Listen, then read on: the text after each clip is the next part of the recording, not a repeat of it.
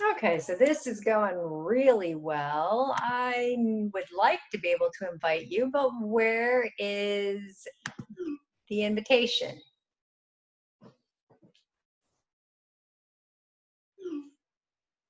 I'm trying to invite you guys. How do I screw things up so bad on my own?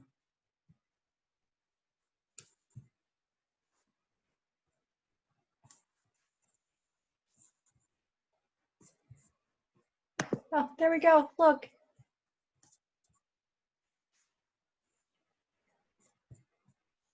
Copy invitation. I can do this. I can do this. I'm a grown up.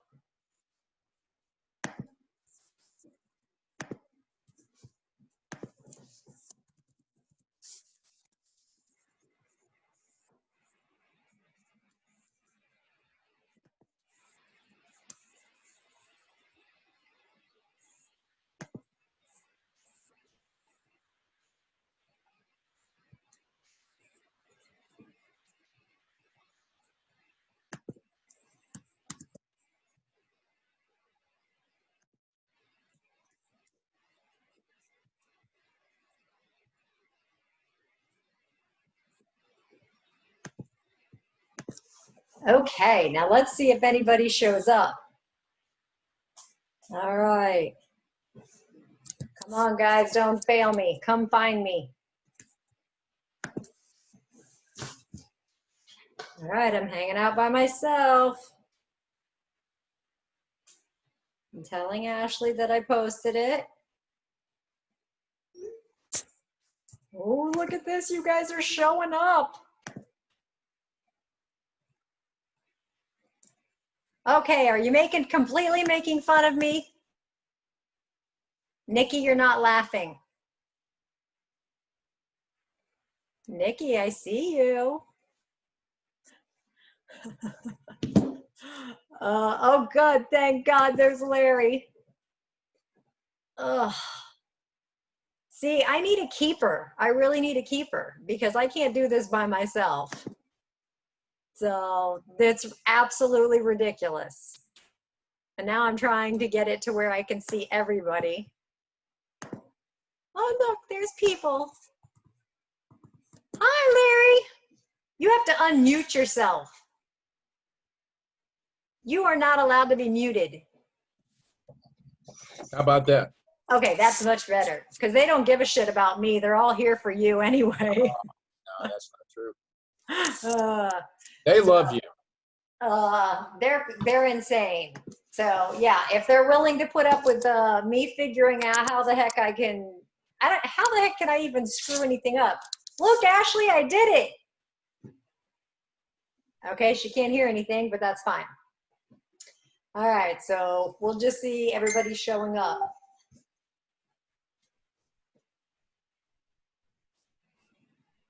Hey, Nikki, go grab Heather. She's texting me. So okay. Get Heather. I'll just tell her to come over. There you go.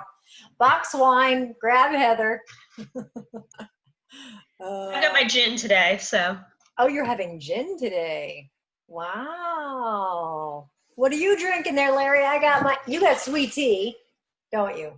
Coffee. Oh, coffee. Ay, ay, ay. I have my water because I've been getting yelled at for not drinking enough water. So, all right, everybody's starting to pop in. Hey, Tiffany. Oh. All right, give them a couple more minutes and then we'll start chatting. And I'll try and keep up with people that are asking to jump in the room. So, how's it going up there, Larry? Anything exciting, or is it just rain and gross? Well, it was raining for a while. It was a good frog strangler for a while, but it's calmed down a little bit.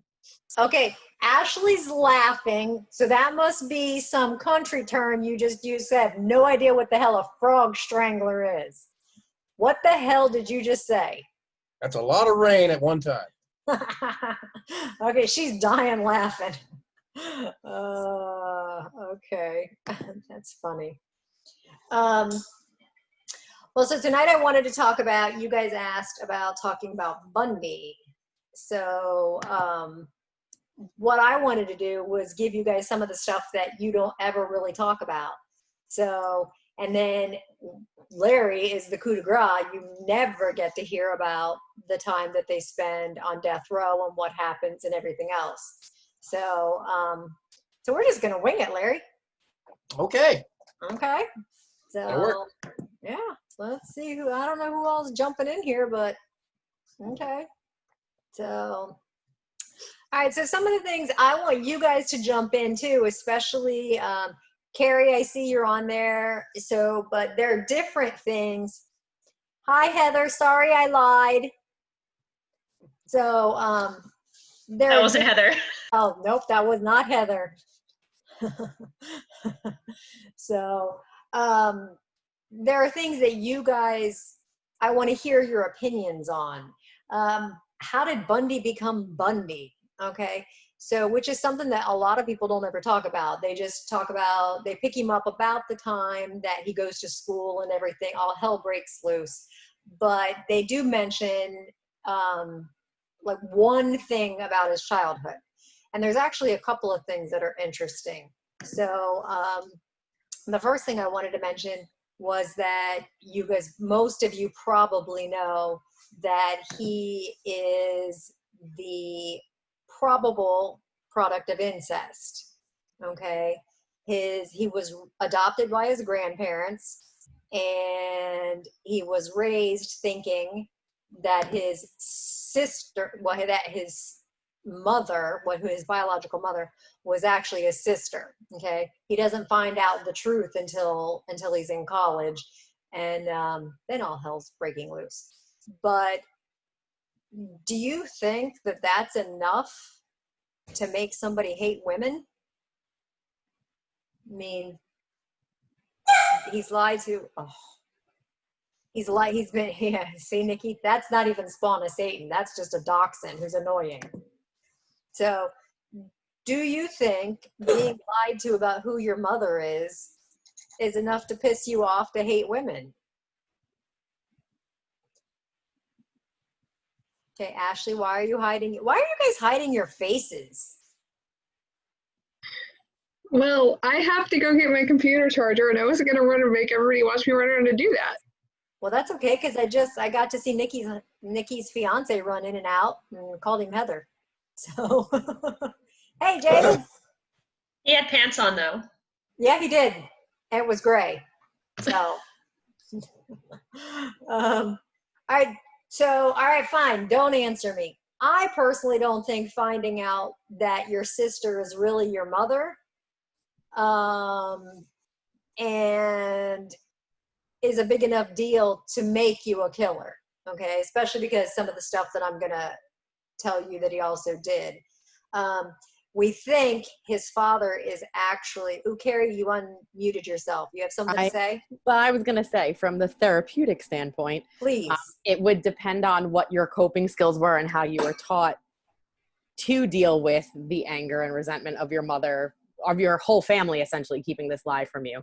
Because if you can go to like the story of Joel Rifkin, who was also adopted, part of his story is that he hates women and he essentially hunts prostitutes to rid the world of evil, and his biological mother was a prostitute.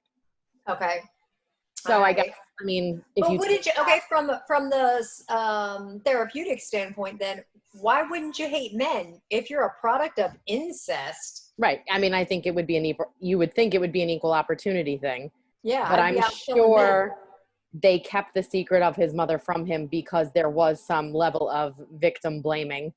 Okay. So you speak to that thought process of, well, she's this evil person because we have to keep the secret. It's this shame-based thing. So the hatred goes towards her. Okay. Yeah, you're right. Because going back into the 40s, it's a family issue. It's not going to be out. Nobody's going to talk about it. And the man runs the house. Right. Okay.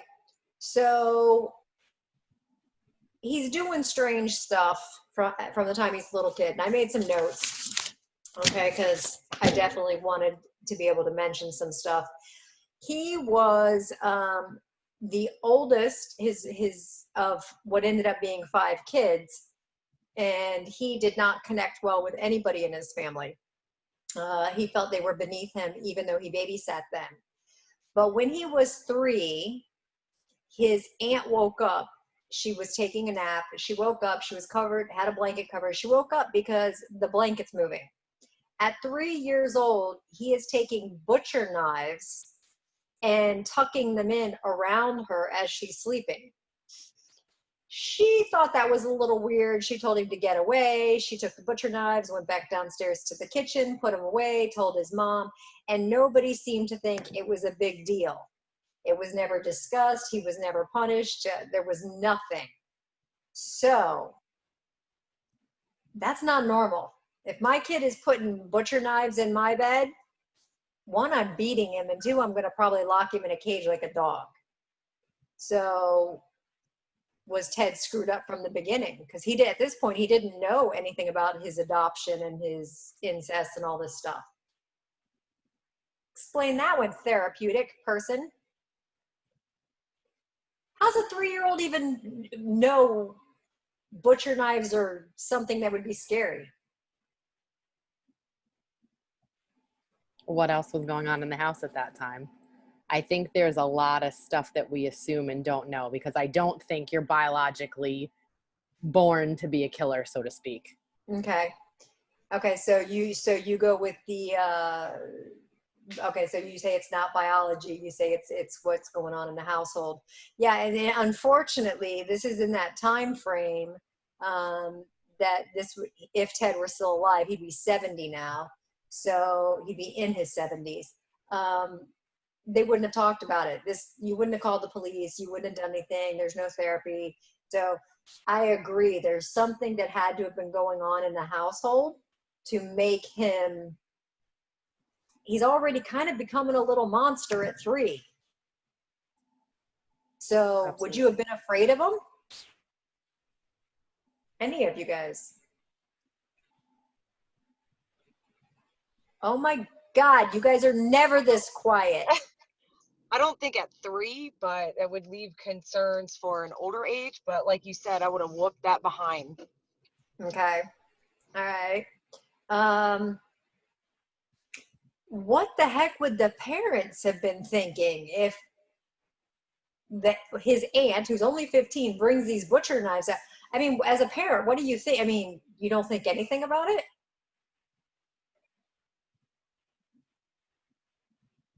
Ashley, you have to have something to say, and I can tell you're texting. Oh, you're eating Oreos and milk. You suck. Hi, Heather. Sorry I lied.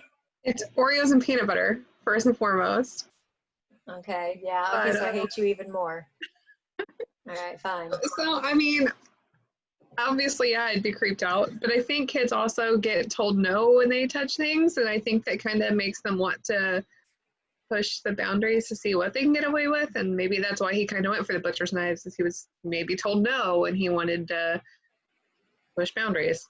That is true. That is part of our personality. And Carrie, maybe you can address that, because even now, when somebody tells me no, it pushes my buttons. And I think I've told you guys before, my sisters took me for my birthday a couple years ago to Philly and did the whole Philly tour. And I got to do the whole history walk and stuff like that. And I saw that Liberty Bell, and there are guards with big guns on either side of it. And there are signs everywhere that say, don't touch it.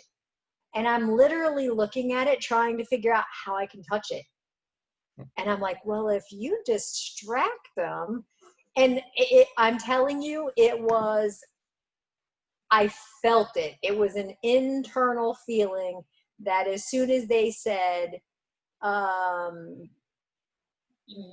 don't do it, I was like, I got to touch that thing. That's history. I deserve to get to touch that thing. You should have just tripped and fell into it. You know, if I wasn't afraid of going to prison for the rest, because that's probably what would have happened to me, or the damn thing would have like fallen off the thing and like completely shattered, and then everybody in the United States would kill me. I probably It was a very intense feeling. And and I'm a rule follower, but I wanted to touch that bell. So you're right, Ashley. I think you're right. When we tell somebody no, they automatically want to do it. How's that work in your house, David? When you tell Liam no, he goes running right for it. There's usually a tantrum, but a more bigger tantrum when the wife tells me no. Uh, yeah, so it's just something we don't like. All right, so we have that. He was raised as a Methodist, and so he went to church, and he actually was a decent kid. Okay, lo and behold, what we don't mostly hear about is he was actually very introverted. He's very smart, very, very smart, but very quiet, didn't want to talk. So, but something starts to change something happens in high school, that even though he was raised and he's going to church and he's doing what he's supposed to do, he starts getting into trouble. And these are the bad behaviors that we don't really hear about. So I kind of wrote him down. He started shoplifting. Okay, you don't hear about Bundy shoplifting. Okay, so now we have another thing. This is when criminal behavior really starts with him. He's shoplifting. Later on, you're going to hear that he becomes a habitual masturbator. He becomes a nighttime voyeur. He is arrested twice by juvenile officers because he is suspected of burglary and auto theft. Those are not things you ever hear attached to Bundy. So, I mean, Carrie, if you think about that, okay, at this point in time, his mom has now moved, he has moved out to Washington State when he's 4. His sister gets married. She marries a gentleman with the last name of Bundy, and the sister and her new husband adopt him. So now he is actually being raised from the age of 4 on with his biological mother and stepfather. Okay, but not knowing that. Okay, not knowing that she's his biological mother. So are you telling me, Carrie, that something else is going on in this household, that's going to explain why he's starting to be like this little hoodlum? I mean, obviously we'll never know. But I think that's an age where a lot of kids, you're still forming personality. You're still forming who you are. So 3 starts with the knives. What's going on in that house? We already know he's being lied to about who's raising him, what other secrets are being kept, the incest, the kind of shuffling of a toddler back and forth to different families, what other dysfunction is going on, and how traumatic can that be to start to learn. You barely know who your family is at that point, and now you're being told, just kidding, this new person's going to be your mom. Just kidding. What's interesting, and then maybe you can explain, because this for me, I'm trying to reconcile that it has to be biology. Is okay. Your personality is something that's formed over a period of time. However, he's now living with his mother and stepfather. They have 4 children. He ends up being the oldest of 5, but he never ever really forms an attachment with anybody in the family because he feels he is better than them. He is above them. Where does that come from? Again, I mean, I don't know that we know enough information, but you're talking we don't. like a narcissistic kind of personality disorder, that charming kind of better than everybody, never going to get caught. And it speaks to that development of who he is at the height of his crime. Right. This easily able to manipulate situations, easily able to kind of slip in and out of places that would allow him to find victims. Okay. Allow him to gain their trust, to perpetrate these crimes and kind of slip away. Right. So it's part of the personality development, because narcissism is a personality disorder according Right. to the American Psychiatric Association. But what contributes to that? You know, I think my biggest fear with labeling crime and criminality as biological versus anything else is, okay, what's stopping us from blood typing, fingerprinting, and now we have this, you know, it's McCarthyism for criminality. Right. And we can, it's actually, yeah, we can go all the way back and go, oh, you have that pointy nose or the beady eyes or whatever, you're going to be a criminal kind of thing. Exactly. So before Yeah. we're even allowing someone to kind of get past their upbringing or whatever obstacles they have to face, you know, are we risking kind of labeling people prematurely and categorizing them as such and shipping them off someplace? Yeah. And I think, and you agree or disagree with me that a lot of times, this is why I hate, and I tell my students when we're in class, never, ever compare your kids. They're completely different. Okay. And so if you say, why aren't you this or whatever, eventually, or if you say, you're so stupid, they're going to live up to that label. So, or they're going to live down if you're, well, how come you're not as smart as your sister? I think we become the label sometimes. 100%. I mean, I feel that way about comparing kids. I feel that way about, you know, naming kids after people. Yeah. It's either a lot to live up to, or you're falling into this trap of you are becoming this person. And Right. I think it can be limiting for a lot of people. For the people who, like you and I, we don't like to be told we can't do something. So Right. even if it wasn't within our scope, we'd get the education, or we'd teach ourselves, or we'd find a way to reach that point, versus other people might think, you know what, you're right, I'm no better than, Right. or my sister, my brother, whoever will always be smarter than me. Like I'm kind of pigeonholed to be the black sheep, you know, I can shoplift and I can do this and I can do that, and I'll never amount to more. Right. Because that's what they expect you to do. Exactly. Right. Yeah.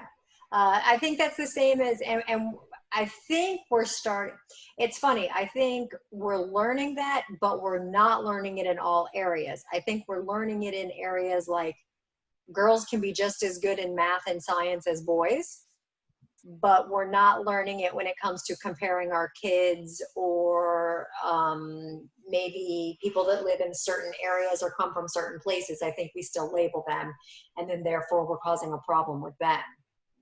Absolutely. Yeah. So, Larry, did you see any of that better than I'm better than you attitude out of Ted when he was on death row? Let me start by saying happy birthday to my daughter, Dr. Lee Clay. It's her birthday today. Oh my God! That's okay. You talk. I'm texting her. Okay. Actually, yeah, he was very smart. He could not believe that he was surrounded by a bunch of dumb tobacco chewing rednecks at the prison, and that he was there and he had to put up with all this, all these rules and all these rednecks and stuff like that. He was very arrogant, very, better than everybody. Is that why he might have gravitated and I don't know, you'll have to tell me if I'm exaggerating the relationship, but is that why maybe he got along and had a friendship with Schaefer? Because Schaefer was smart, but he also thought he was smarter and better than everybody else too. So wouldn't that, I mean, how could they get along? They both can't be the smartest man in the room. I think most of the time they met. When they did meet, it was in the writ room, meaning the place where law clerks and people go to do their own cases, their own pro se cases. Right. And so that's probably where that would have been the only place other than up at the clinic in one of the holding cells that they could have met. So that's probably where they met, and they had a limited time, about an hour, 2 hours, whatever. But sometimes those kind of personalities, like versus like, or like to like, Mm-hmm. Did that make it difficult? How did he treat you like he was better or smarter than you or the other COs? No, he was just regular guy when he talked. Yeah. I've been thinking about things about this tonight, and he never really disrespected directly the staff. Okay. He did talk to the runarounds, which were the inmates that worked on the row, Right. passing out food and things like that. And he did, from time to time, mention that he was a little bit pissed off because, why did he choose Florida? Why in the hell didn't he think that we were a bunch of rednecks down here?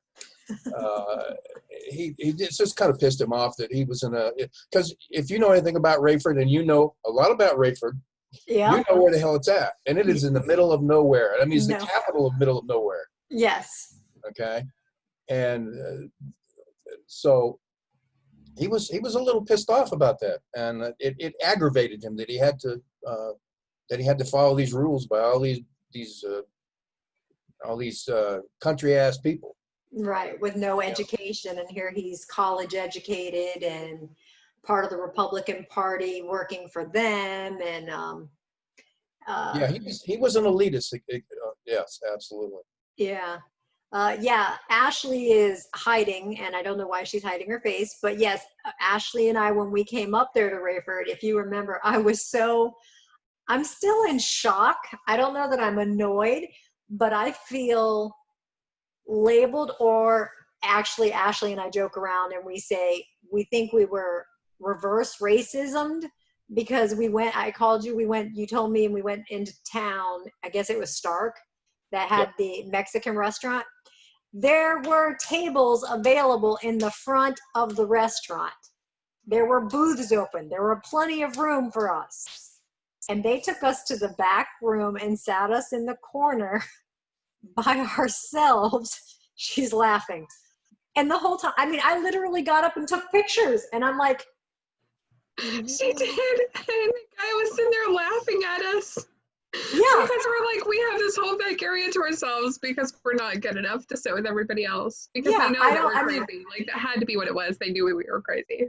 I wasn't driving a fancy car. We didn't have on any fancy clothes. It wasn't like we didn't fit in. We looked just like everybody else, but I guess we weren't country enough or Hispanic enough. From around there. Yeah. So I don't know. I don't know why they did that. I don't know. Maybe y'all didn't talk like this when you walked in or something. I don't know. That's it, Larry. I left my accent back in Georgia. Well, you hear my accent. I don't have an accent. I'm from California, so that's why I was born and raised out there. So, My parents taught me to speak without one. It was, you don't talk like that or you get hit. Yes, sir.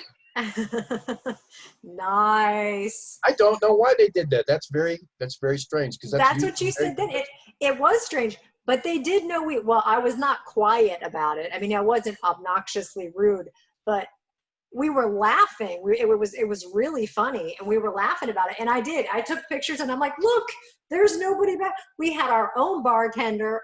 We had our own bar. The guy came and stood at the bar, and Nice.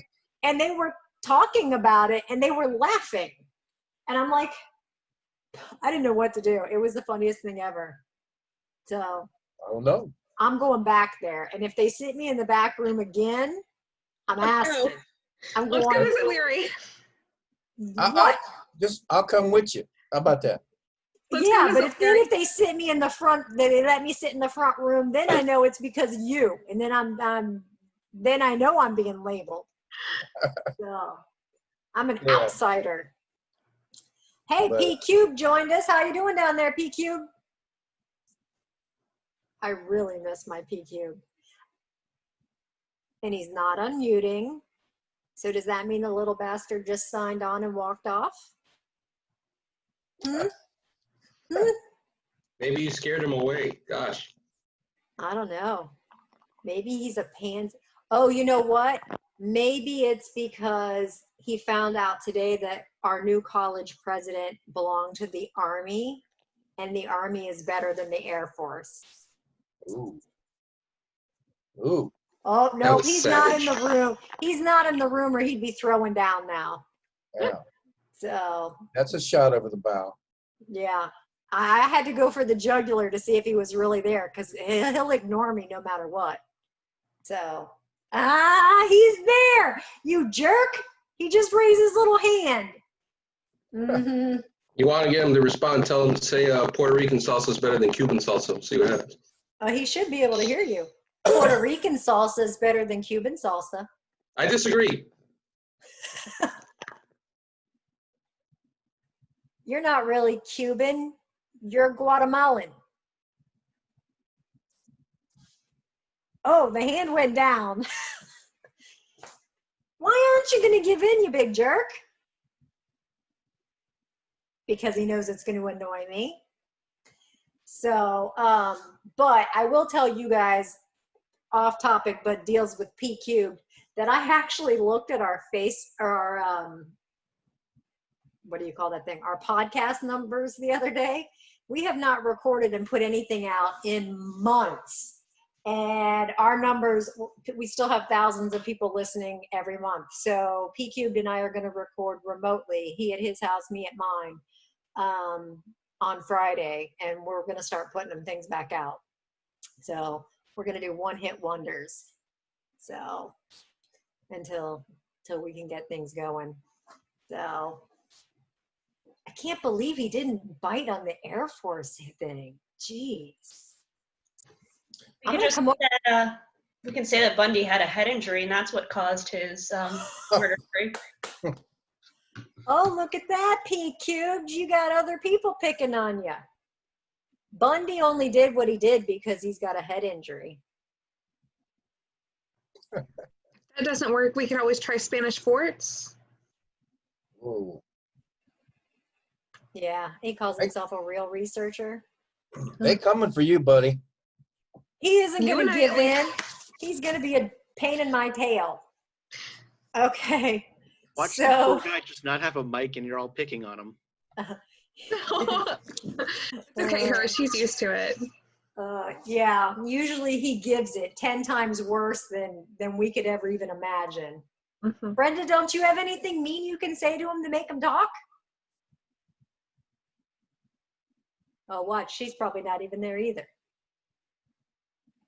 These would be my coworkers and friends. Mm-hmm. Okay. All right. So he was a psych major. All right. And he also studied criminal justice. Why do serial killers have a tendency to gravitate towards psych, criminal justice, law school? To get away with it. Okay.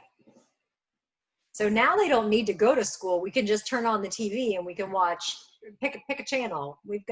There's a new one out. Have you guys, a new network called Quibi?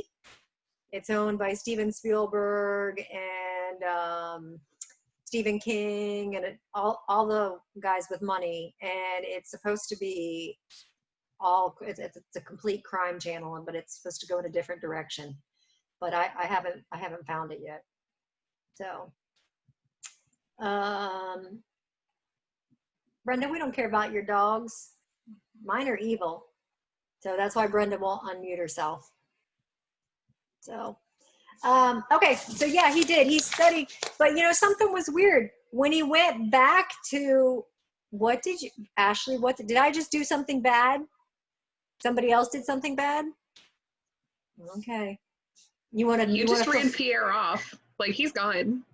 He's gone? He's gone. He ran away. He couldn't deal. Yeah. We'll see. Okay. He usually does pop in and out, so we'll see. We'll see if he has the guts to come back. We can't all be as cool. It's fine.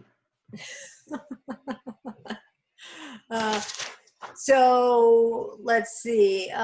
So he goes to college. He studies psychology. He meets a young divorcee while he's there. They date for 7 years. And then he goes down to California and runs into and meets a girl that he had dated while he was in college for a short period of time. And he starts dating her. So now he's dating two chicks at the same time. And he turned around. Here he's coming back. so now he's dating 2 women at the same time. And he, within 2 weeks, you know, he's proposing to the second woman. Okay, 7 years with one. I've just come back with you. But then after 2 weeks, he breaks up with her. And the reason why, he just wants to hurt her. He just wants to cause her that pain and angst. So what does that say about him? You were unmuted for a brief second there, Pacheco.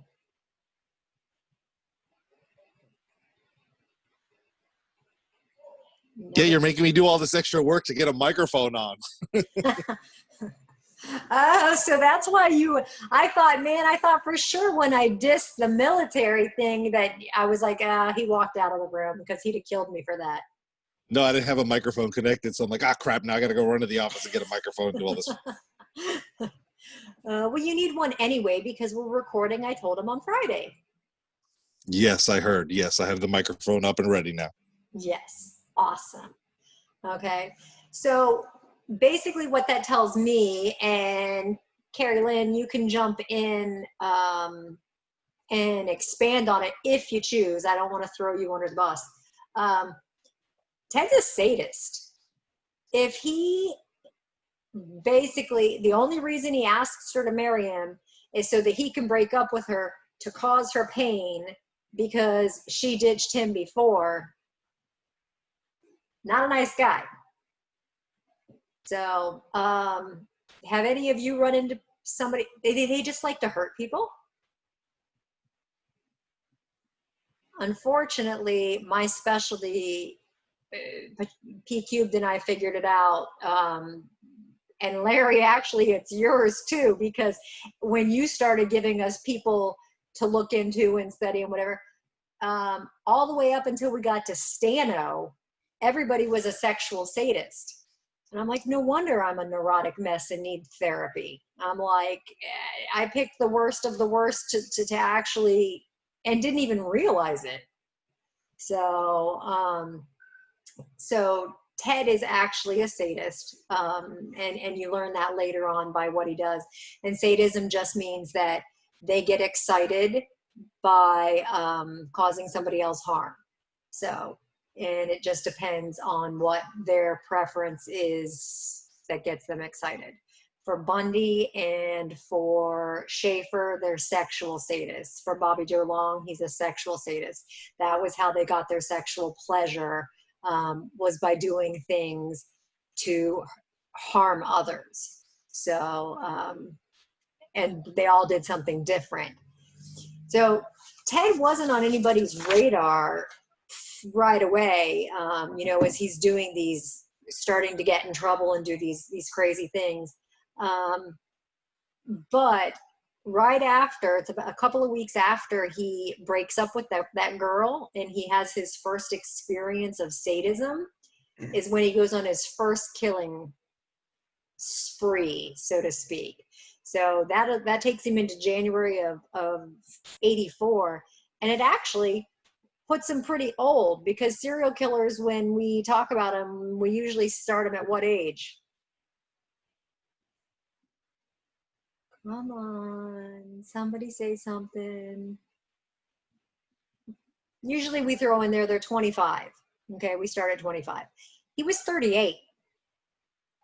And that's hoping I did my math right. He was born in 46 and he starts in 84. It had to be earlier than that. Yeah, it had to be earlier than that. So why did they write that? Because I think it had to have been 74, wouldn't you say, Larry? 74. Yeah. Yeah, because I think he only killed from 74 to 75. Yeah. Yeah. He was at See, that. it's that math shit. I can't do that. It's not a good thing for me. Okay. So let's just take it down to 74, which then would put him in the right age range. And I don't want to know what Heather's doing that's bad, that's making Nikki laugh. We just have the cats in here, and they hate. Okay. We're trying to keep them separated. So what happens is, here's my big pet peeve. You guys all know who Ted Bundy is, but I start asking who victims are. Just name me one. And very few people can do that. Okay. You guys have heard me complain about it so much, you could probably give me one.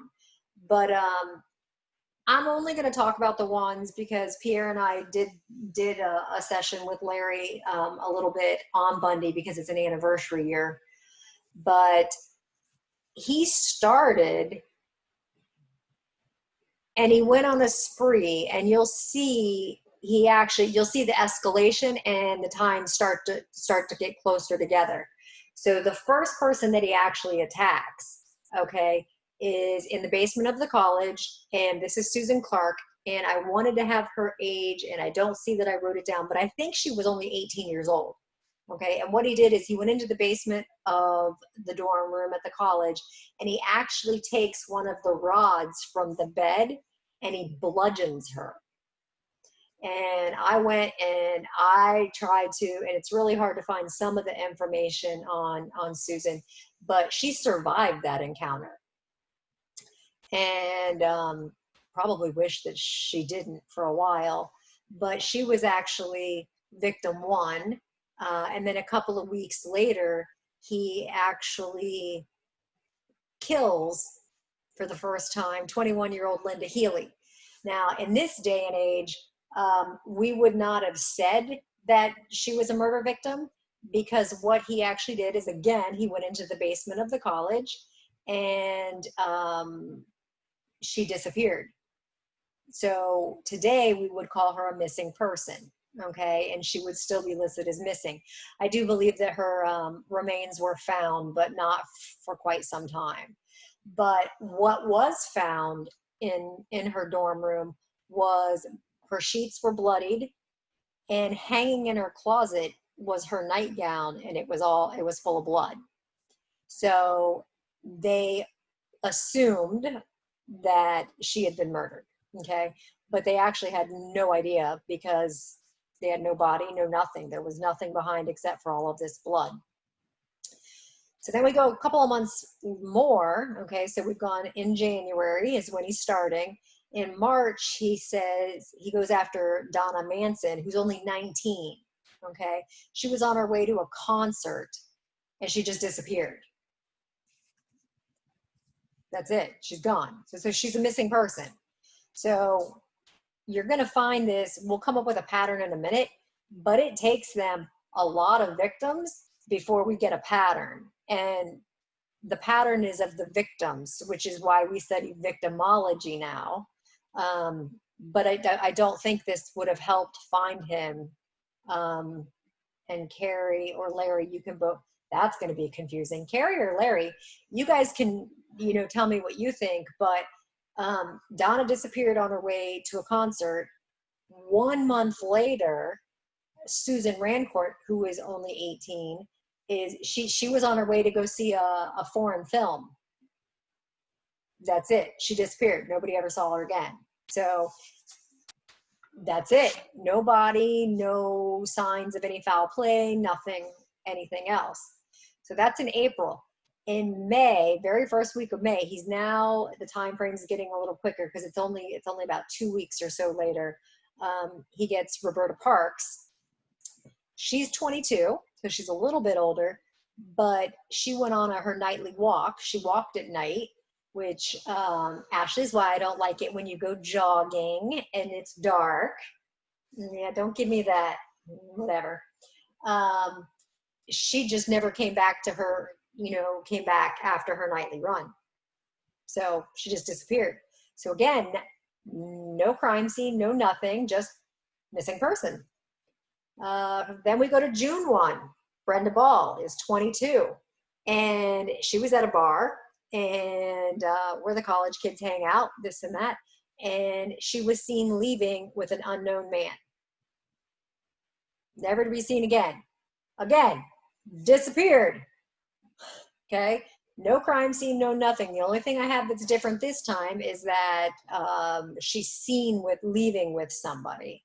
Okay, and then it's only 10 days later when I have my next victim, which is Georgiana Hawkins, and she's 18, and she was walking home from her boyfriend's house to the sorority house, and she never made it to the sorority house.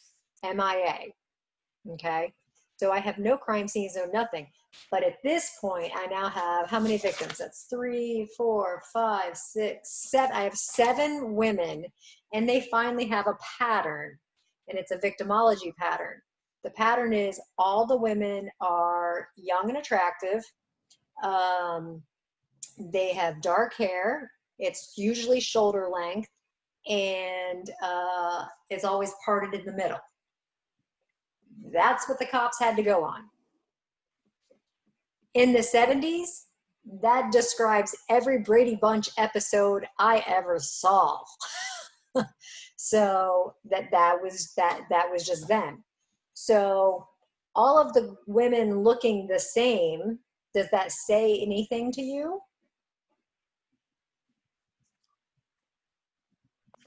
How prevalent was the part in the middle thing back then? Back then, probably pretty prevalent. You definitely saw a scalp. It was a big deal to do that. So you wanted it. Go back and watch a Brady Bunch show. That's what they all look like. Just watch a Mod Squad show and you see Peggy Lipton with the. Yeah, there you go. Yeah, it's like they took less the a question of preference and more a question of everyone was doing it. So. Yeah, so I mean, to me, there is a pattern, and it's a pattern of victims, but it's not a pattern that's actually, in my opinion, helpful, because you just described every teenage girl in the 1970s. Would you agree, Larry? Oh yeah. Yeah. I had a crush on Marsha Brady all the way. Even after she got her nose broken? Yes, it made it more attractive. Oh my God.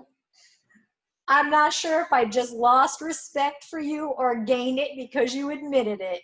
Marsha.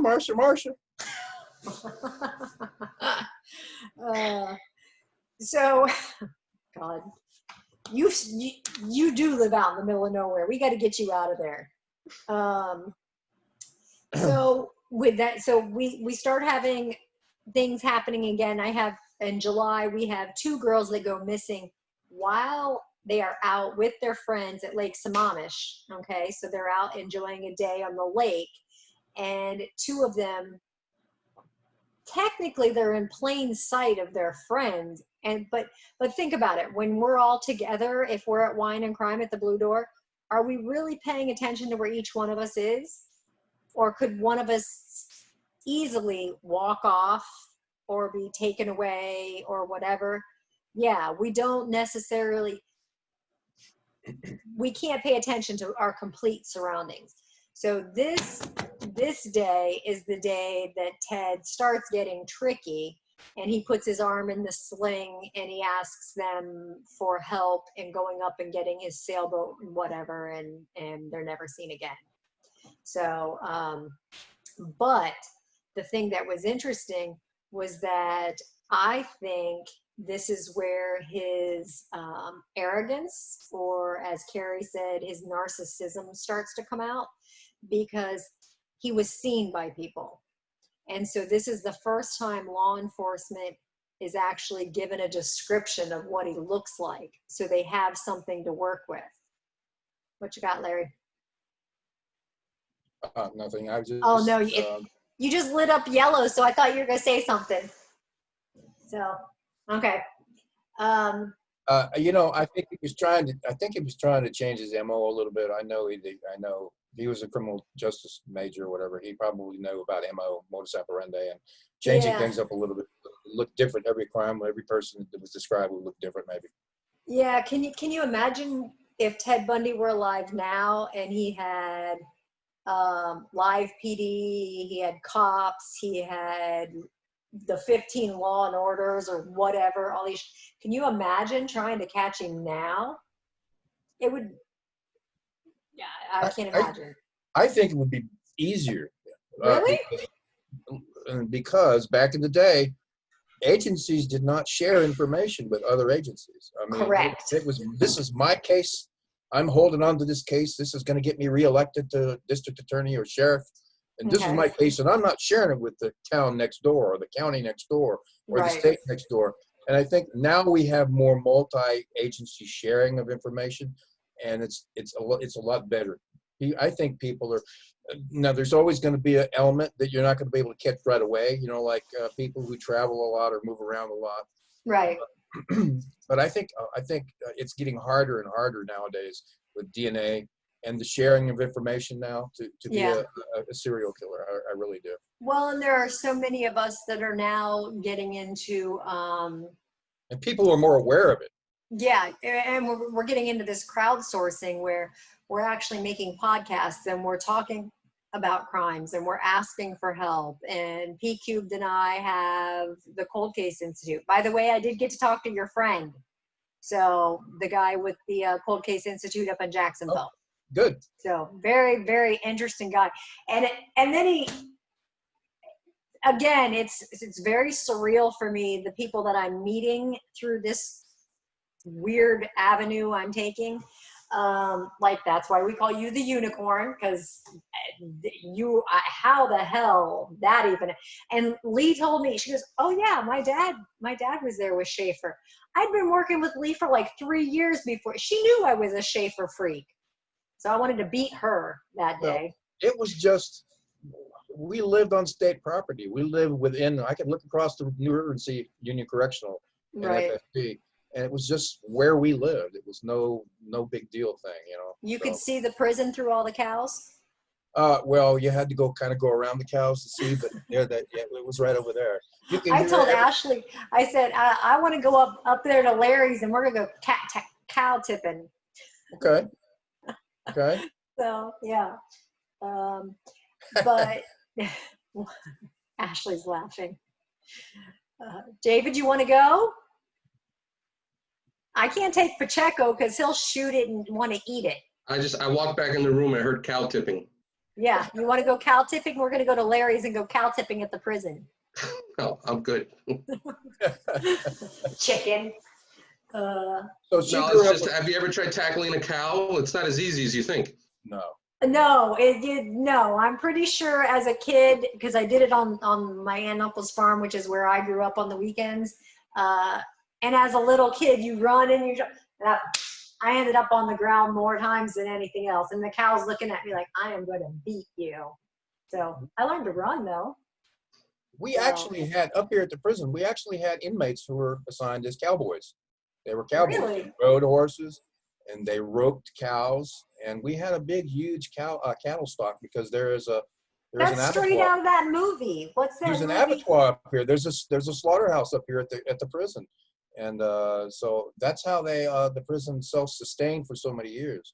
Wow. Making its own food and growing its own food and things like that, yeah. So did you ever have just inmates go missing and the slaughterhouse just be a little extra dirty that day? Like, Well, not really, no. Most, I know where you're going, but no. Yeah. We didn't have any Oscar Mayer incidents or anything like that, but that's good. They Bologna call had that no long first fork. name. now they did walk off. They just walk off into the woods. And that was a stupid mistake because if you know anything about Rayford Tract around here, I mean, Oh my God, there's a prison in every direction. So where the hell were they going to go? and you know, people who would come up during escapes and they would run up and raise their hands and go, take me back, because they've been dealing with snakes and mosquitoes and alligators and all that for 24, 48 hours. They're like, well, I'm ready to go back. Yeah. I wouldn't want to spend the night out there. I wouldn't, even in the front yard, I wouldn't want to pitch a tent. So it's very around here. It's around that area. It's very cool hand Lukish. It's very rural. You know, I'd be afraid that the people that live there would see somebody running and shoot them. No, we would usually turn in. You know, if we saw somebody, all the state property, all the housing. That's another whole book, state property. But anyways, kind of like Peyton Place. But one goes in the back door, another goes out the front door. But anyways, they would call all the state housing and let somebody know that somebody was escaped. And so they wouldn't stay around. They wouldn't stay around housing. They'd go into the woods or they'd try to get somebody to pick them up. Gotcha. Who the hell's going to pick them up? There's nothing out there. And that that one turn you make to get on the road that the prison's on, That's a long drive. You can't even say I'll meet you at the stop sign because it's like 2 miles down the road. What they usually do is go and break into a house or go into a backyard somewhere and steal some clothes. So they wouldn't be in the prison uniform. Yeah. Jeez. I wouldn't be. No. Yeah, I've had some interesting nights on escapes, sitting in the middle of a graveyard. Okay, you never told me. Now, see, this is where we start to go off track, okay? Because Larry just dropped some weird little comment that I'm not. Checo, why are you not yelling at him? He just said he had weird nights on escapes and he was sitting in a graveyard. Yeah. I got an earpiece in and I'm trying to read my kid a bedtime story. Okay, well, we don't want to let Larry tell him one right now. Okay, so Larry. I don't know. That's a good story. I mean, it'll keep him in line. Don't run away. Don't get caught in a slaughterhouse. These are all good stories. Yeah, great. All right, so give us something about you. Go ahead. You've yet to tell me. I've yet to hear a story of an escape. You want an escape story? Yeah. Okay. Well, it's kind of off the subject, but I'll go there. When we had an escape, we would get two crews from Union CI and crews from FSB, and we'd have an escape coordinator who would be on the radio, and they would coordinate what different groups went different places. And if back in Rayford Tract, you have one main road that goes through there, and you have like 6 cemeteries along the road. You know, Connor Cemetery, Myers Cemetery, things like that. Right. And we would actually station people in the cemetery, at the front of the cemetery at night. And we'd have roving patrols. We'd have stationary patrols, and we'd have roving patrols. And so we would sit there, me, usually a partner with me, and we would sit there all night, 2 or 3 o'clock in the morning, fog, low-lying fog, and you're in the middle of the cemetery. Snakes, gators, and the state bird, the mosquito. And so, yeah, and it got interesting because you'd have people coming around bringing you food. During the night, you get like scrambled egg sandwiches or, ketchup and bologna or that. But, and coffee, inmate coffee, nasty. But you'd be doing that all night long. And, there was really no incidents. The only incident that I can recall that was because they were pretty routine. We'd sit there, we'd travel around, we'd move around, and usually the inmate, like I said, would either give himself up because he would see a dog crew or whatever. He would say, "Hey, he's from Miami. He don't want nothing to do with Rayford Tract. Take me back." Right. But one interesting anecdote, if you want me to say, is that a lot of these state prison vans were very old. And some of them were 20, 25 years old, and they would keep them as spares for escapes and transports and things like that. And they had these very old radios with the key where you key the radio. Oh yeah. And you'd have to check in every hour, like post 14, check in, whatever. And one night, a couple of guys were sitting in the middle of nowhere. They checked in and they left their radio keyed. And they were sitting there talking about the warden's wife and one of his neighbors. And that was broadcast to everybody. They had to send somebody out. They had to send somebody out actually to the van and say, "Hey, your radio's on, dudes." Okay. Well, that individual warden became the secretary of the Department of Corrections. I'm not going to tell you who, but by process of elimination, you probably figure it out. Yeah. And so those guys were gone within a week. Okay. They got transferred to Belglades. Oh, nice. And if you know anything about Belglades, there's nothing out there either. So, yeah. So, most of the time it was pretty routine, very quiet, easy overtime. Okay. So, yeah. But you would get stationed in some really, really weird places, and some, if you were freaked out by that kind of stuff, sitting in the middle of the cemetery out in the middle of nowhere is kind of freaky, kind of creepy. Yeah, I don't think. I like cemeteries. I like going to, especially like historical ones, like in New Orleans, where you can read like the family stories on them. But there is no way in hell you are catching me in a cemetery hanging out on I don't care if it's with one guy with me and I'm not alone. That fog comes rolling it. No. Ashley, don't even laugh. It's not happening. Don't ask me. I'm not doing it. You start thinking it's John Carpenter, right? Yeah. I'm like, or then all of a sudden I'm thinking, okay, now here's what pops into my head. Pacheco's reading a story to his son because it's bedtime. And I'm thinking, great. That's like a Pet Cemetery. Or, Stephen King. Can you imagine having Stephen King as your dad growing up and him telling you bedtime stories? Those How about children, the It as a bedtime story? No. So I did, you know what? Maybe I caused my mom to have that. My mom had a really bad seizure when we were out in public the other day. It was traumatizing to me because she almost knocked over a $30,000 statue. So it was very traumatizing. But I had just pointed to this really ugly clown statue, and I was telling my son, I said, let's buy that for Nana for her birthday because my mom's terrified of clowns. And then she had the seizure. Holy crap, maybe I caused it. Carrie, therapist, is that possible? Could I have traumatized her so bad that I caused the seizure? I think you're going to need to ask that question to a medical doctor. I'm pretty sure I'm going to have to answer for that one because, that one may put me in hell for sure. But yeah, no, so now we got, jumping back on Bundy a little bit here, we have a pattern of victims. And now we have, Larry says he thinks it would be easier. And yeah, you're probably right. I think especially with things that are going along now with this genealogical DNA, I think we're going to have probably the same amount of murders, but we're going to have less serial killers. They're going to have to get better at doing what they're doing. And we've got books and TV and school and college programs and, a million different ways to teach them what to do or not to do. That they're going to be, some of them are going to be really hard to catch, but I think we're going to have, do you agree, Larry? You think we're going to have less of them, but the same amount of kills?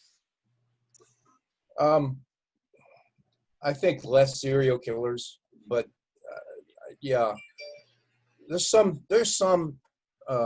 professions that, like for instance, long haul truckers. Perfect. If you're a serial killer, long haul truckers a perfect job for you. Right. Okay. Or a delivery person going from thing, whatever.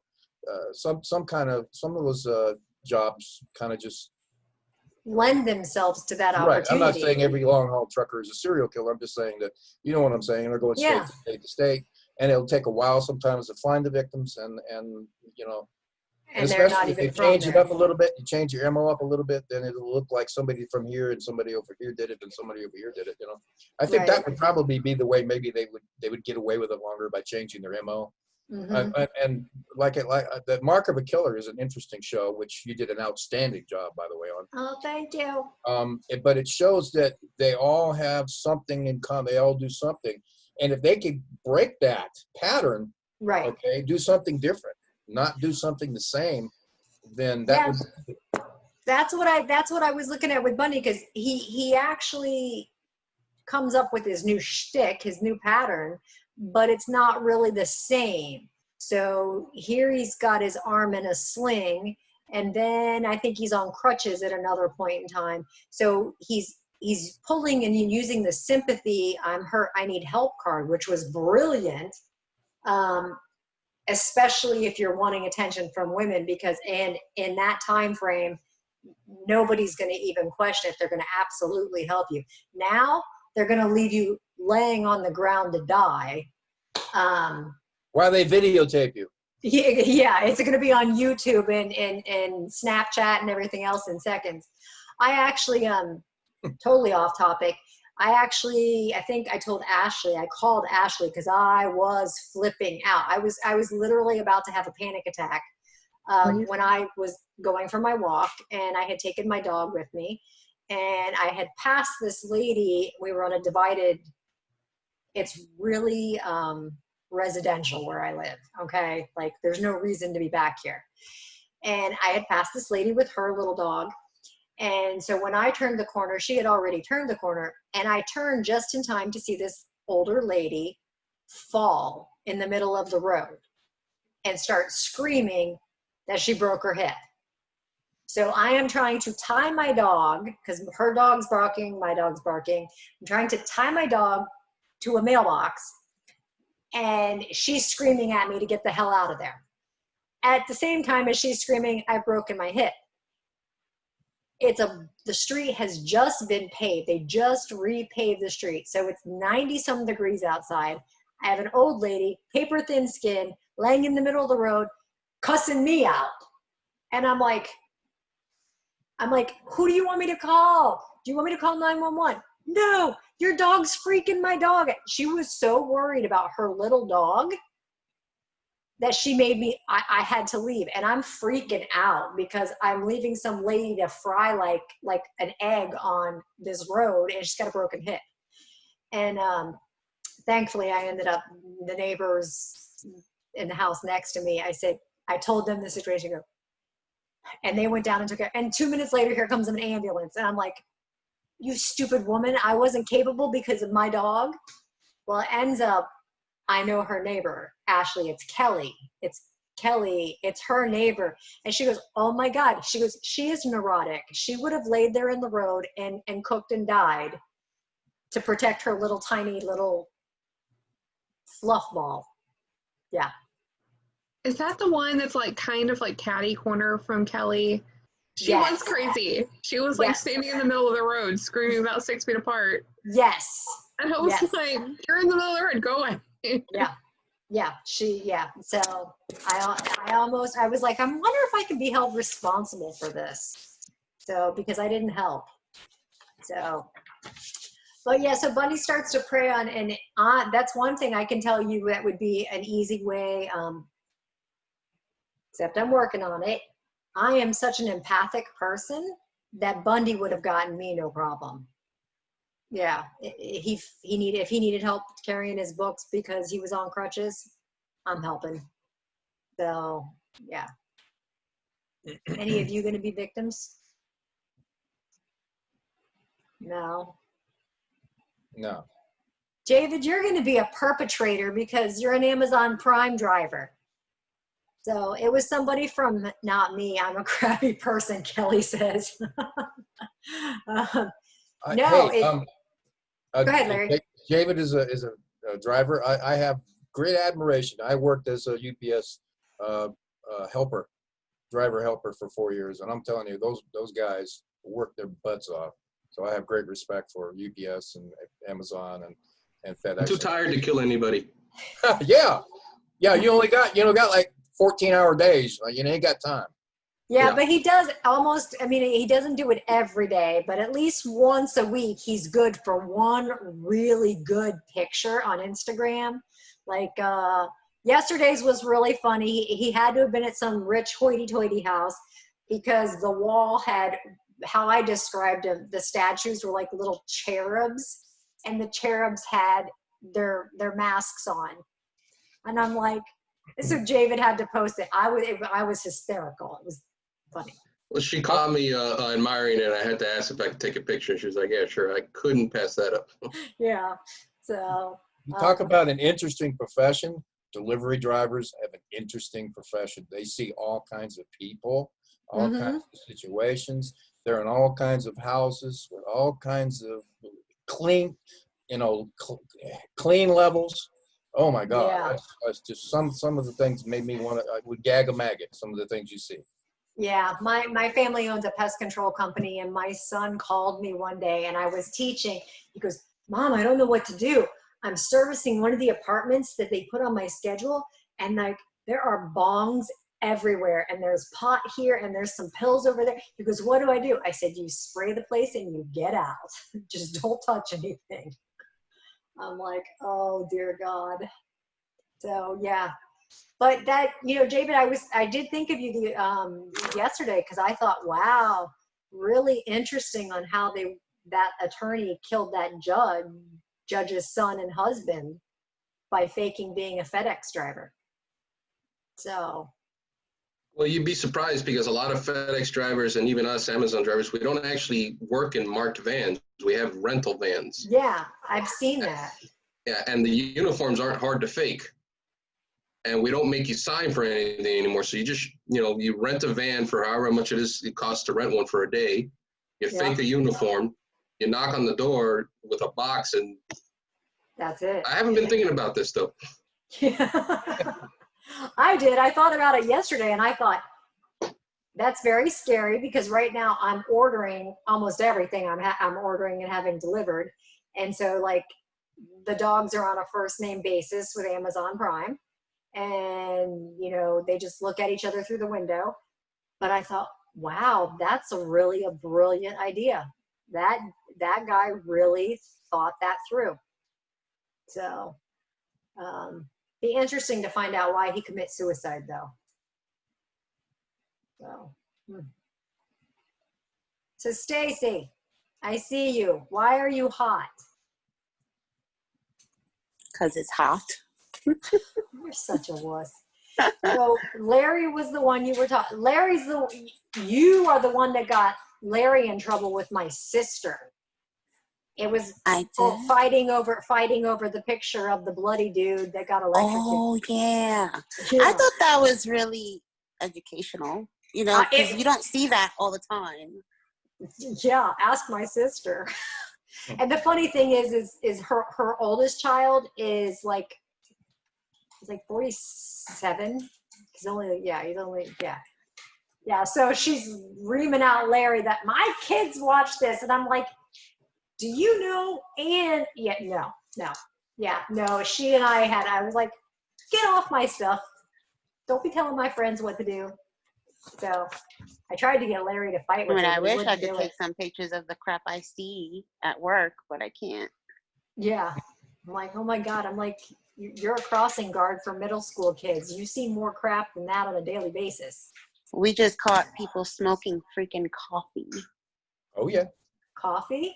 Coffee. They were smoking coffee, rolling it in Bible paper and lighting it with batteries and their headphones. Wow. Fucking clever. Yep. Yeah. It's interesting. Yeah, so you and Larry will be able to share stories here soon. Stacy and I have talked. Kelly said Jesus told him to do it. Right. The inmates used to use the head cold tablets. They used to come in little tablets, and they would empty the tablets out and put them down inside of a tube, and they would have a lighter in front of it, and you'd have to be very careful when you went to a cell front, because they would light the lighter and it would be like a blowtorch. Wow. Try to hit you in the face with it. So they're very, very clever. Yeah. Yeah, I just gotta watch it with pee and freaking feces. Oh yeah. Yeah, you're not a real correctional officer till you've been indoctrinated by piss and shit. Nice. Which is why I won't be doing that job.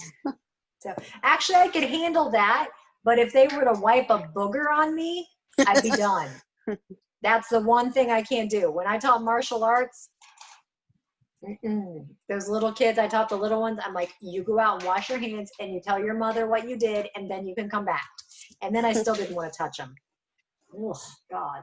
Let's hope that never happens to you, Stacy. It's something you can live without for real. Yeah, I had some woman spat on one of my coworkers, and he freaking freaked the hell out.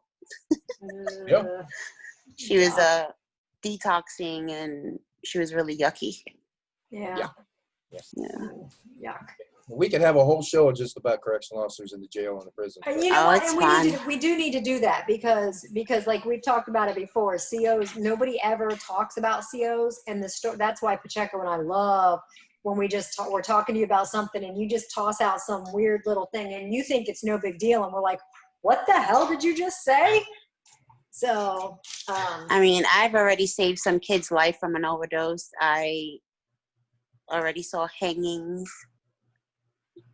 Yep. Nuts. you've seen a hanging already, Stacy? Yes. Wow. How did you do? It was tough to Yeah. see. It was actually, I was a runner at the time, Okay. and it was just the beginning of shift. And so my shift was relieving the other shift, and they were doing the walkthrough and the room checks and inspections and stuff. And they walked into this guy's room, and it looked like he was using the bathroom, but he actually hung himself with the laundry bags that they give them. Mm-hmm. And he wrapped it around his bunk, and he just dropped his whole entire weight, and he was gone. Wow. He was gone. Now, I want to see if there's a difference between your time and Larry's time. Did you get debriefed or therapy, or did they talk to you about anything? They do peer sessions, and they do therapy and stuff, because Okay. it's really hard to see, and even though you don't know them, Right. It's you still you're- feel some sort of way. Yeah. Mhm. That and bodily functions and things happen when people die. So it's not going to be pretty anyway. Mhm. So, Larry, you probably weren't offered any kind of services when you walked into that back then. No, it was just suck it up, boy, and deal with it. Yeah, I was going to say, suck it up, cupcake. Yeah. They don't. Yeah, they don't do it automatically. But if you see something Mhm. and it messes with your head, or you just can't hold it in, Right. they give you some type of therapy for it. So you have to ask. It isn't automatic. Right. Okay. I'm glad Wow. to see that things have changed. Yeah. Yeah, I think I'd like to see that'd be mandatory, though, because you can't see that and not be affected by it. Up here, Yeah, it's it mandatory. messes with you. Really What'd you say, bad. Carrie Lynn? Up here, it's mandatory. Is We it? have, and there are certain calls that go out, and peer support automatically gets sent out, and there's a debriefing after the incident, and you can meet with, they do the peer support first as their first line of defense, and then Right. EAP gets involved. Okay, that's good. Okay, so Carrie's in New York. She's actually on Long Island. And Stacy, you're in North Carolina. We're at. High Point. Okay, so you're not far from Wilmington. No. Yeah. Okay. All right. So so it just shows how we're still not standardized. So Yeah, everything's different, because I work for the sheriff's office, so it's different with every sheriff. Okay. Yeah, because sheriff sets the tone. Right. Yeah. Yeah. So we've gone way off track, which is I always love, because we learn different things, and it's a little more interesting. Larry, anything you want to say about Ted and his time on death row, or his execution day, how he handled it? Or I can remember one time he tried to start a hunger strike there. This was in '84, I think, and what was the purpose? they were pissed off about the food. They were great. You guys probably had the best inmate food I can imagine. If it was, I mean, you had your own you had homegrown food. I never ate in the staff dining hall ever. Yeah. Tell you why? Because Okay. if you get one pissed off at you, guess what you're going to get in your food? Right. I always ate off of the main chow hall cart, because they wouldn't mess with that food. I would go and get my tray, and I would eat right off the same cart that they ate off of, because that wasn't going to be messed with. Right. I did not eat off of the protective custody wing cart, because they did all kinds of sporty, nasty things to those trays. Wow. So I can tell you, I got a whole lot of stuff about trays and food and stuff like that. That's another time. Yeah, gotcha. But yeah, he tried to start a hunger strike because they were pissed off about the taste of the food, or whatever the hell it was. Yeah. And how long did he last? One day, because the confinement lieutenant at the time, he was a real old school, real ass kicker, and he told he came down and he told Bundy, he says, let me tell you something. He said, you either give me a tray, he says, or we're going to come in and get the tray, and we're going to come in and get the tray. We're not going to be nice. We're going to get that tray, and you might get your ass beat. Now, he said that right there out there in the open because, Yeah. But Bundy thought about it for about 2 or 3 minutes, and he said, what's your decision? Bundy said, all right, here's the tray. And so that night, the lieutenant told us to go get Bundy, bring him to the office, to the lieutenant's office, and we did that. And they sat down for about an hour and talked about the food and everything. And but what he didn't know was during that hour, you searched his cell. Lieutenant, we searched his cell, we packed up his stuff, and we moved him to the next wing over, which was S wing. And S wing was a different configured wing from our wing, and it was open from first floor to third floor. Okay. And on the bottom floor of S wing at that time were what we call Bug Row. And Bug Row was nothing but a bunch of shit throwing, masturbating, and you could smell every bit of them from all that side of the wing. He put Bundy on that side of S wing. Okay. That's where we put people pain in the ass death row inmates who didn't want to, do what they were supposed to do. We put them. So how long did you leave him there? He was there for about a good week. Okay. And he cried uncle, and he went. They kept the cell open on our wing. Right. And about a week later, they put him back over in our wing. He never heard a peep out of him until his attempted escape with Manny Valley about a year later, something like that. So they had ways of getting people to conform. Mm-hmm. Weren't legal, weren't immoral, but that's just the way it worked. So yeah. Yeah, but you didn't physically harm them either. No, so. no, didn't have to. That wafting smell of feces kind of, That would have made me behave. Yeah. Yeah. Yeah. So yeah. But yeah, that was, and I mean, he pretty much minded his own business. He got really interesting like about a month before he was executed because we had different people from different agencies coming in, and interesting. Because he was trying to trade names and stuff at that point. Yeah. See, he was so arrogant. He thought that he was going to be able to, at the time we had Governor Martinez, and Governor Martinez was running for re-election. And he thought that he was going to be so intelligent that he was just going to keep confessing and confessing and confessing, and that Martinez, because of political pressure from people saying that, oh, we need to not execute Bundy, we need to stop and get where all the bodies are buried and all that. Right. Because we had people from Idaho, Washington State, all different state attorneys and investigators coming. And Bob Martinez said, screw you, you're gone, dude. You're out of here. And he died. That was it. Yeah. He miscalculated Bob Martinez and his political re-election. That's interesting. So he got outplayed. He did. So, which is why, I mean, he confessed, and I was reading over some of the stuff, to 20 or 30, and then the numbers all start getting, we think there are 7 more, and then we found some similarities in some skeletons that might be attributed to him. So it's interesting. It does suck that he's gone and we're never going to know. So, but that leads me to the Golden State Killer. I am so annoyed with the state of California. I would, if I could, I would just smack somebody over there. They let the guy plead guilty, and so he doesn't get the death penalty. He's never there. California doesn't execute anybody. So your hope, he's not going to give you any more names because he's not going to get executed anyway. So why make a deal? What's the point? Unless, I don't know what's going on in California. I don't know if it's an election year or politic play or what. There's a moratorium on executions. The Governor Newsom signed a moratorium. He won't sign any death warrants while he's in office. Yeah, so that's why I'm like, why make a deal with him? He's not going to get executed anyway. So it just to me it was I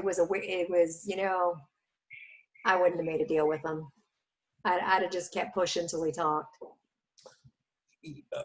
we everybody here have seen, I assume, the Dr. Dobson, James Dobson interview with Bundy. I don't know. Have you guys Talked all about seen it? pornography. We all think, as collectively as officers who were there and know how his mind worked, we think it was a play for him to get Dr. Dobson and the academic community to try to get a stay to study him because of what he said and study his whatever. To get it, that was another ploy to somebody to save him. I agree. I think he definitely wanted to do that. One thing I want to come to find out is Bobby Joe Long donated his brain to science. So I'm anxious to see if that's going to be give public knowledge, if that's going to be given out or whatever. But I don't know of any other serial killers that have actually done that yet. I don't know. But his daughter told me that when I was with her, that they actually had to go to court and fight to be able to donate his body. So because reason being is, I guess you guys have rules about who can be in the room, and that to be able to do that, there has to be a second person in the room for the autopsy, a second coroner. So. Yeah, that was put in after Spinklink because there were allegations that we shoved cotton up his butt and all kinds of stuff, stupid crap. So we had to have 2 coroners and a Department of Corrections representative during the autopsy, right, to make sure that there was nothing, we didn't do anything to him. We didn't kill him before we killed him. Right. So. But who did he donate it to? I don't know. His daughter never told me, and I haven't. Most of these guys will know. And then Bethany didn't realize how that deal with Bobby, just even talking to him and the time that I spent with him, how much that was going to mess with my head. Well, he was a piece of work. Oh my God. Hey, Harry Sergeant Peoples, how you doing there? How you doing? You asshole. I couldn't stand him. I don't know what it would have been like. I'm glad that the execution came as quickly as it did, because we were in the makings. We were of making an arrangement to get me on his visitation list, and with what I've already had to feel this last year, I don't think I would have wanted to make it any more real. So, but I also, and I think I've told you, I've decided. I'm still going to therapy on it, and I'm ready to talk to people again, but I am not going to communicate with anybody in the state of Florida. I've just decided, it's like I'm talking Waterfield and Gore. His family is basically 30 minutes from my house. So, David Gore.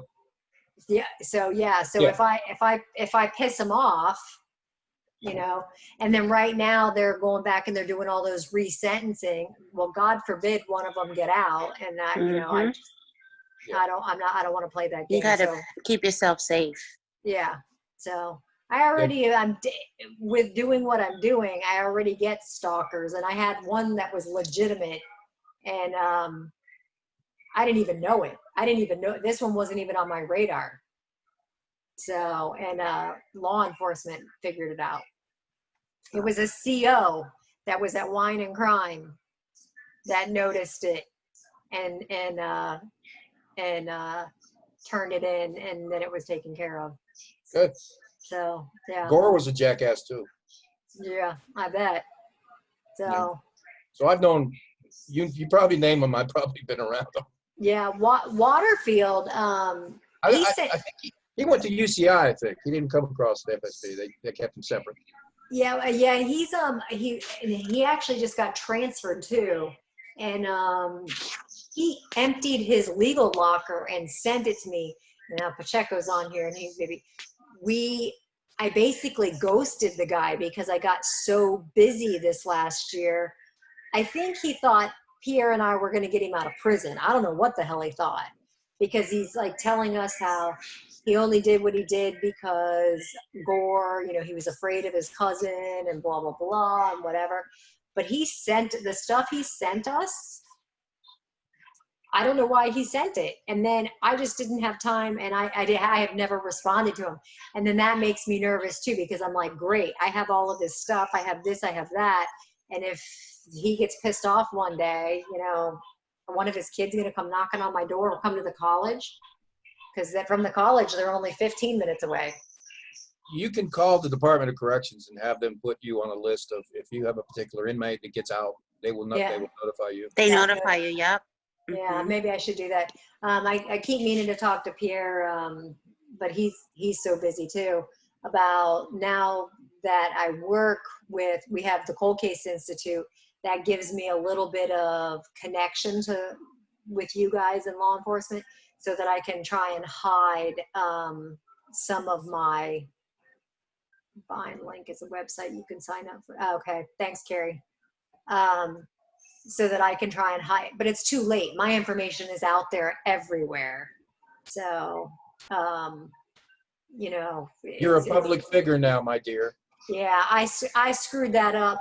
But you know what? For me, it wasn't like I had a mentor to tell me. And then, as Pierre likes to yell at me and say, I didn't let him or anybody proof my special crime con business cards. And I put all my personal, like my cell phone number, and then gave it out to thousands of people. So you got to have a burner phone for that. Yeah, well, I have a Google number now, but it's funny, the only people that are getting it, it's going to take me another whole year of students. Then the students won't have my personal cell phone anymore. They'll have that Google number. So those of you that don't have it, yeah, you're lucky, because nobody else is getting it anymore. Yay! Special people. Yeah. So, and I won't give that number up because it's too good. So, but anything else you want to toss out there, Larry? No, really. I enjoy these very much. I get to see everybody together, and it helps people.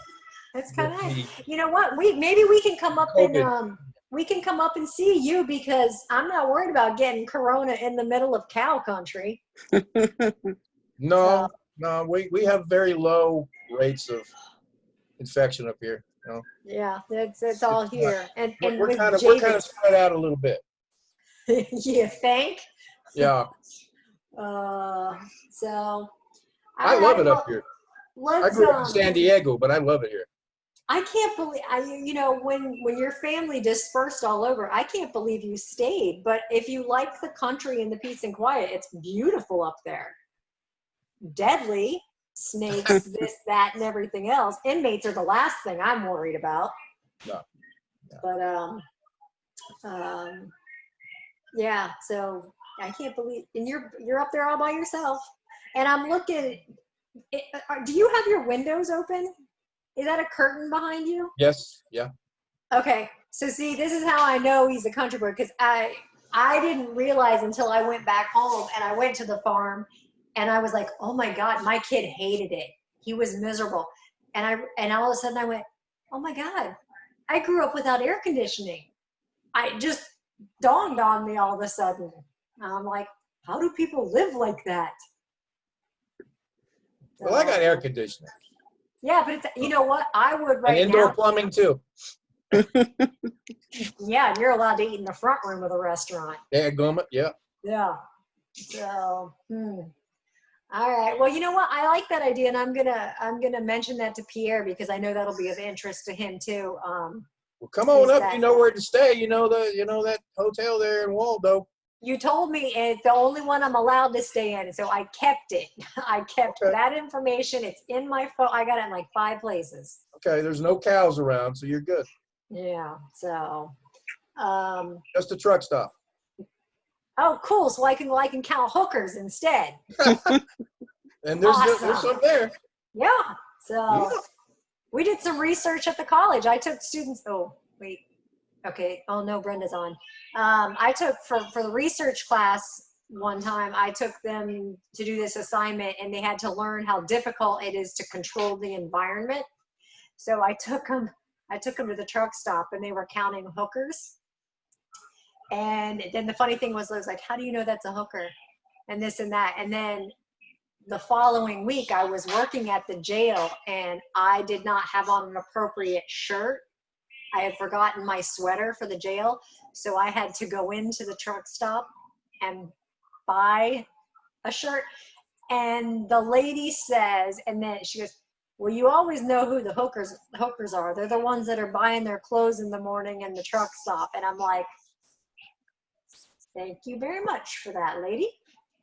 Nice, thank you. So now I have my hooker truck stop shirt. Yeah. So. Yeah. So you and Ashley come up any old time. Yeah. Oh, look, she's all excited. So, I don't know. Can you guys see each other like I see you? Yeah. Oh, yeah. Stacy, well, I don't know why you're in the dark. Because I'm in my zone here, in my living room. Okay. All right. I just thought you were in a cave, you know. Earlier I was with Amaya. She's sleeping now, but she's like, you know, come here with me. So I shut off the camera. Oh, gotcha. Okay. She's gonna be freaking 11. That's okay. I'm a grandma, and I actually am excited know now. she's cute. I got to babysit for the first time, and it came with a list of rules. Oh, Yeah. Was it typed or written? It was text to me so that so I had it right here. And one of the rules was I had to hold her with 2 hands. I was not allowed to hold her with just one. And then I was told, we know it can be done, but you're not to do it. And we're still not allowed to kiss her because of the whole COVID thing. Yeah. Do you know how hard it is to hold a baby and not want to just like smoosh it? Yeah. But I followed the rules because I was afraid they might have nanny cammed something, and if I did it, they would find. I don't trust them. So I was like, nope, I'm following the rules or I'll get banished. So, but Larry, I like that idea. Let's plan a wine and crime sometime that's just pick a direction, a CO direction, and we'll go that way, whether it's the food thing or whether it's just the life of a CO or whatever. So I have some pictures that I can send you of contraband that was found. Well, Larry sends me real contraband. Well, lucky you. Yeah. Here, wait a minute. Watch it. I'm in my office. Hold on. Oh, look at that. I only had to go, what, 2 feet? And there's my, so I stab you with my key. Hold your Adams FSB Chow Hall key. Yep. And Pacheco, since we're on not at school, you couldn't, he sent it to the house, so you couldn't take it away from me and put it in a box with a lock. So I think I would be interesting to do. Yeah, I think that if we could get Stacy on here too, because she comes from the county, the jail side, and there are similarities, but then there are differences in how each facilities run. absolutely. Yeah. So I think I've got a couple COs. So because prisons are long-term storage and jails are temporary storage. And yeah, but for some reason, like I'm really surprised. Here, they stay years. Yeah. Well, in Florida, when we were doing it when we were doing that in the PDI program, they were only eligible to stay there for 2 years. So it was a real shock to me that people have been in this jail for 4 years, 5 years. Well, if they're in the middle of some kind of a court proceeding or whatever, too, they'll get to stay there, you know, and not be sent to the prison. So that's kind of interesting. A lot of times, jails, to make money, will take in federal inmates or private inmates from other states, and they pay the county, the sheriff's department to keep those in the jail. There's a lot of long-term inmates like that in a lot of counties. That makes sense. Yeah. So, well, if you'd stop killing them, Stacy. Me kill them? They're scared of me. I bet they are. killers and freaking rapists are scared of me. They're like I don't want no smoke, Miss O. That's what they say. That's funny. That's funny. All right, guys. Well, I'm going to let you go. And I don't even know what time it is. Of course, again, I didn't. Oh, wow. It's 10 o'clock. So, all right. Well, you guys have a great week. Stay safe. Now I have nothing on my agenda for the week. I'm going to be bored and lonely. Ashley, maybe you should break out and come down and visit. Spawn of Satan.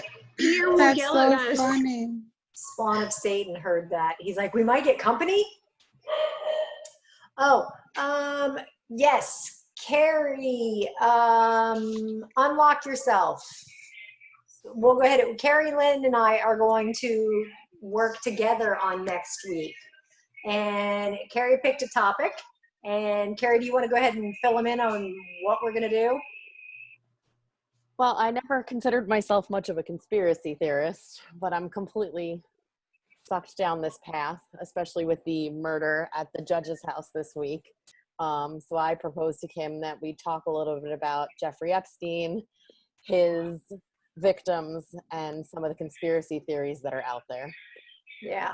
So, yeah, pretty interesting. And this, what goes on this week that gives us more time for the media and stuff to be looking at some stuff for us too. But I'm there with you. So next week we're going to hit Epstein. I'm going to hit the victimology end of it, and then Carrie's going to take us into Crazyland. You never have been a conspiracy person at all. No, but I can't stop with this whole thing. Yeah, I'm down a rabbit hole with articles and the whole. I'm questioning even what happened this week. So Yeah, and it's interesting because they were talking today about whether or not his girlfriend's going to even be alive in a week. Mm-hmm. So I don't know why she came back from Paris, where she was protected from extradition. Yeah. So that's where we're going to go next week. We're going to go Epstein, victimology, and conspiracy theories.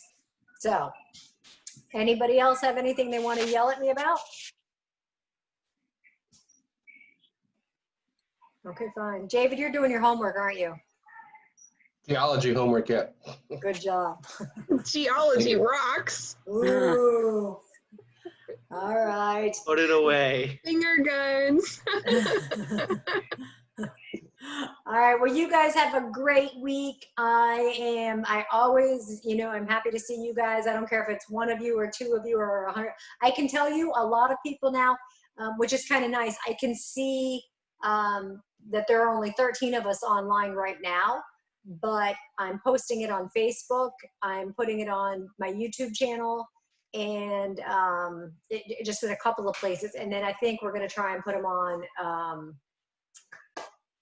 my website. But there are I saw one of them, 162 people watched one of the videos that you guys did. So, and it was one of the ones that somebody was speaking with me on. So, and Carrie Lynn, actually, when she talked a couple of weeks ago, Carrie got offered a phone call or a message or something. She got offered a job from Congratulations. Awesome. Yeah, That's awesome. yeah, she turned it down, but it actually allowed you to start your practice early, didn't it? Yeah, I had a couple of clients, but now it's become a referral source for me, which is pretty cool. Yeah. So she didn't take the full-time position they offered her because she loves what she's doing. Plus the benefits are amazing. And, but yeah, so imagine she goes to open up her own practice and she's going to have to fight to get her first clients. Well, I think what do you tell me? She already sent you several. Yeah, she sent me several, tried to get me to come over to work for her practice, but kind of happy doing my own thing. Yeah. But it was pretty exciting because you never know where this stuff is going to go and who's going to see it. And well, that's how I ended up at CrimeCon. I still don't know how the hell that happened. And then I got a unicorn, and then I got, yeah, you just never know. So, but thank you for the comment on Mark the Killer. I am very anxious to find out when they are going to air the other show. That should be coming out this fall. We don't know what the name of it is going to be because the name that they had given it when I recorded for them was it sounded like a porn show. It was Seductive Killers or something like that, or Killer Seductive or something. But and they did the filming in Airbnbs. So the neighbors were like really freaking out as they're blacking out windows, and I'm like, great, they think we're doing snuff films or porn films in here. So yeah. So hopefully when I find out, they will have a new, better name for that. So, or that one's not going on my resume. So there's 2 of that one. So, all right, guys, have a good week. And if you want me, you know how to find me. Have a good night, everyone. Good night. Night. Bye. Bye.